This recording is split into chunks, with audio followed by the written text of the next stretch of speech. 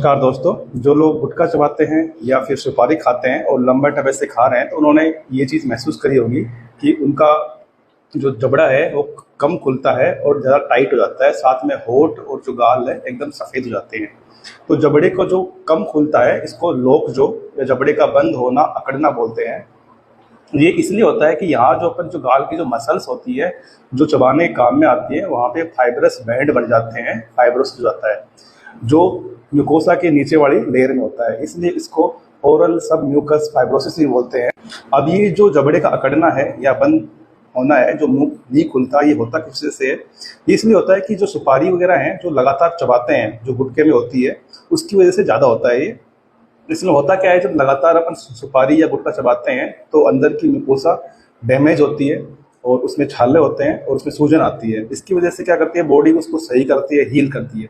तो ऐसी जो शुरू में होता है तो सही ठीक हो जाता है, लेकिन जैसे बार बार ऐसा होता है तो ऐसे होने की वजह से वहाँ पे फाइब्रोब्लास्ट और कोलाजन जमा हो जाते हैं, जिससे ये चीज़ एकदम सख्त हो जाती है। सख्त होने की वजह से यहाँ पे क्या होता है, तो चबाने में और खाने में दिक्कत आती है और सख्त होने से यहाँ पे खून की सप्लाई कम हो जाती है, जिससे वो जो म्यूकोसा है वो लाल से सफ़ेद दिखना शुरू हो जाता है और होंठ भी सफ़ेद दिखना शुरू हो जाते हैं, जिससे मुंह का खुलना बंद हो जाता है, जिससे चबाने में निगलने में दिक्कत आना शुरू हो जाती है। शुरू में तो ये दिक्कत इतनी ज़्यादा नहीं होती, लेकिन धीरे धीरे ये इतनी बढ़ जाती है कि पेशेंट पानी भी नहीं पी पाता। और कई बार क्या होता है कि इसकी गाल के साथ साथ में जीभ और सॉफ्ट पैलेट भी एकदम हार्ड हो जाते हैं, जिसकी वजह से बोलने में भी दिक्कत आती है और मरीज जब बोलने की कोशिश करता है वो नाक से बोलने की कोशिश करेगा तो ये बहुत ही सीवियर कंडीशन हो जाती है और मुंह खोलना एकदम बंद हो जाता है। जब ऐसी कंडीशन आती है तो कैंसर बनने के चांसेस ज़्यादा होते हैं इसमें, लेकिन जब शुरुआत होती है तो कैंसर के चांसेस कम होते हैं।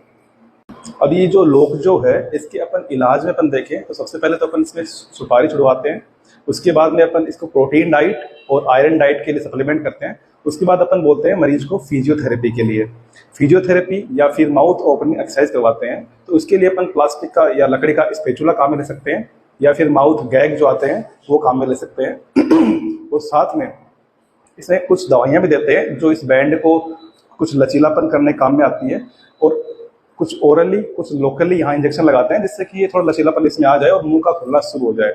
लेकिन बेस्ट इफेक्ट तो इसमें जो ओरल ओपनिंग जो एक्सरसाइज होती है, मुंह खोलने की एक्सरसाइज होती है, उनसे ज़्यादा इफेक्ट आता है।